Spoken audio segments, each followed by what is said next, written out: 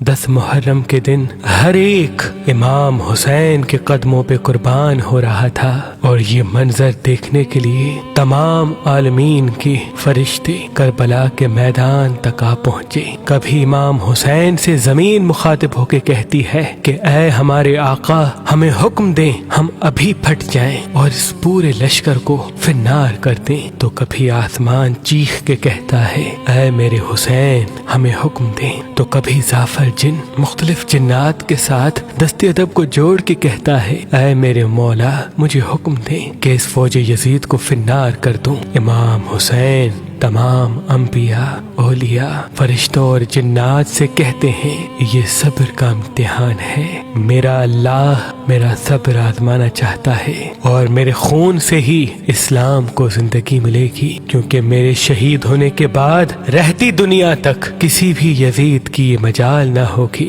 کہ کوئی میرے نانا حضرت محمد مصطفیٰ صلی اللہ علیہ وآلہ وسلم کی شریعت کو جھوٹا کہے۔ بس سب مولا حسین کا امتحان دیکھ رہے ہیں۔ امام حسین علی اکبر کے سینے سے برچھی نکالتے ہیں تو کبھی اپنے 6 ماہ کا بچہ قربان کرتے ہیں۔ جب آپ کے ساتھ کوئی نہ رہا، آپ خیام میں آتے ہیں، بیویوں سے الوداع کہتے ہیں۔ امام سجاد کو وصیتیں کرتے ہیں کہ اسلام کے لیے ہر دکھ تکلیف کو برداشت کرنا، لیکن قدم قدم پہ اپنے نانا کی رسالت کی گواہی دیتے رہنا۔ بس جیسے ہی بیویوں سے الوداع کہہ کے ذوالجناح کو حکم دیتے ہیں کہ اے میرے گھوڑے، مجھے میدان میں لے کے چل، ذوالجناح آگے نہیں بڑھتا۔ امام حسین ذوالجناح کے قدموں میں دیکھتے ہیں کہ آپ کی بیٹی سکینہ ذوالجناح کے پیروں میں لپٹی ہوئی ہے۔ آپ اترتے ہیں، اپنی بیٹی سے فرماتے ہیں اے میری بیٹی سکینہ، اپنے بابا سے الوداع کہو۔ بی بی سکینہ فرماتی ہے بابا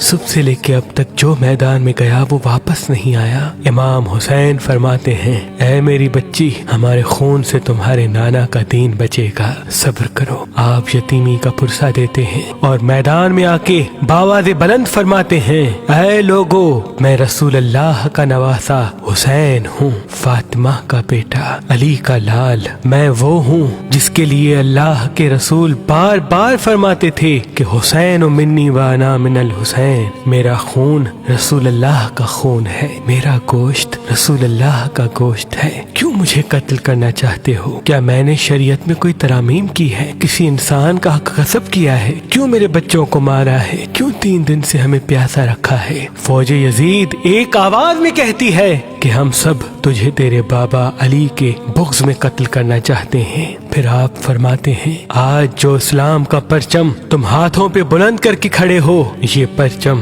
میرے بابا علی نے بلند کیا تھا۔ خیبر و خندق میں اگر میرے بابا علی نہ ہوتے تو اسلام کی فتح ناممکن تھی۔ آج اس علی کو یہ صلہ دے رہے ہو کہ اس کی اولاد کو اس بیابان میں بھوکا و پیاسا کر کے قتل کر رہے ہو۔ بس عمر بن سعد کہتا ہے کہ حسین کی بات نہ سنو، حملہ کر دو۔ تاریخ نے لکھا امام حسین علیہ السلام کے مد مقابل جو بھی آیا وہ فنار ہوا۔ زمین پہ اس سے پہلے ایسی جنگ نہ دیکھی گئی کہ ایک 3 دن کا بھوکا پیاسا شیر کی طرح لڑ رہا ہے اور فوج دور دور بھاگ رہی ہے۔ بالآخر شمر عمر بن سعد نے یہ سوچا کہ یہ علی کا شیر ہے، اس سے مقابلہ کرنا ناممکن ہے۔ پوری فوج کو کہتے ہیں کہ ایک ساتھ امام حسین پہ حملہ کیا جائے، لیکن کوئی بھی امام حسین کے قریب نہ جائے، دور دور سے امام حسین کو تیر مارے اور آدھی فوج جا کے خیام کو آگ لگا دے۔ بس ہزاروں کی فوج نے امام حسین کو چاروں طرف سے گھیرا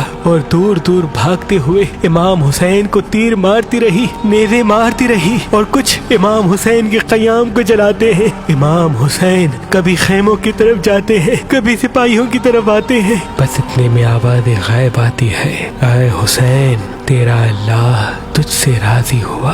امام حسین تلوار کو روک لیتے ہیں۔ فوج اشکیا جیسے ہی امام حسین کی رکی ہوئی تلوار دیکھتے ہیں تو وہ لوگ جو امام حسین کو دیکھ کے بھاگ گئے تھے وہ بھی قریب آنے لگتے ہیں، اور دور دور سے جس کے ہاتھوں میں جو چیز ہوتی ہے وہ امام حسین کی طرف پھینکنے لگتے ہیں۔ تاریخ نے لکھا جس کے پاس نیزے تھے وہ نیزہ مارنے لگا، جس کے پاس تیر تھے وہ تیر مارنے لگا، جس کے پاس تلواریں تھی وہ تلواریں مارنے لگا، جس کے پاس مارنے کے لیے کچھ نہ تھا وہ کربلا کی گرم زمین سے مٹی اٹھاتا اور امام حسین کی طرف پھینکتا۔ تاریخ نے لکھا آپ کے جسم پہ اتنے تیر تھے کہ آپ کا جسم مبارک دور سے نظر تک نہیں آ رہا تھا۔ آپ نے چاہا کہ آپ اللہ کے دربار میں سجدہ کریں۔ آپ اپنے آپ کو گھوڑے کی زین سے زمین کی طرف لے کے جاتے ہیں، لیکن آپ کے جسم مبارک پہ تیر اتنے تھے، نہ آپ زمین پہ تھے نہ گھوڑے کی زین پہ تھے، تیروں کے مسلح پہ تھے۔ یہ منظر تمام انبیاء دیکھ کے زارو قطار رو رہے تھے۔ بس جو بھی امام حسین کا سر کاٹنے کے لیے قریب آئے، امام حسین کے چہرے میں ان کو رسول اللہ کا چہرہ نظر آئے اور وہ چیخ کے دور چلا جائے۔ بس شمر نے کہا یہ کام مجھ سے ہونا ہے۔ بس شمر قریب آتا ہے، امام حسین کے سر سے امامہ اتارتا ہے، آپ کے بالوں میں ہاتھ ڈالتا ہے، چھری کو گلے پہ رکھتا ہے، پہلی ضرب چلاتا ہے۔ حضرت آدم علیہ السلام اللہ کے رسول سے فرماتے ہیں یا رسول اللہ آگے میں نہیں دیکھ سکتا۔ جیسے ہی دوسری ضرب چلتی ہے حضرت نوح علیہ السلام فرماتے ہیں یا رسول اللہ آگے میں نہیں دیکھ سکتا۔ جب تیسری ضرب چلتی ہے حضرت ابراہیم علیہ السلام فرماتے ہیں یا رسول اللہ میں نے تو اپنے بیٹے کی قربانی کے وقت ہی اپنی آنکھوں پہ پٹی باندھ لی تھی، آگے میں نہیں دیکھ سکتا۔ بس ضرب چلتی رہی۔ ایک وقت ایسا آیا اللہ کے رسول نے آنکھیں بند کی اور فرمایا اے علی اب آگے میں نہیں دیکھ سکتا۔ بس ایک وقت ایسا آیا کہ امام علی نے بھی آنکھیں بند کی اور بی بی فاطمہ سے فرمانے لگے اے فاطمہ آگے میں نہیں دیکھ سکتا، اب تو جان تیرا بیٹا جانے۔ بی بی فاطمہ زہرا مقتل میں دیکھتی ہے کہ شمر مسلسل امام حسین کے گلے پہ خنجر چلا رہا ہے۔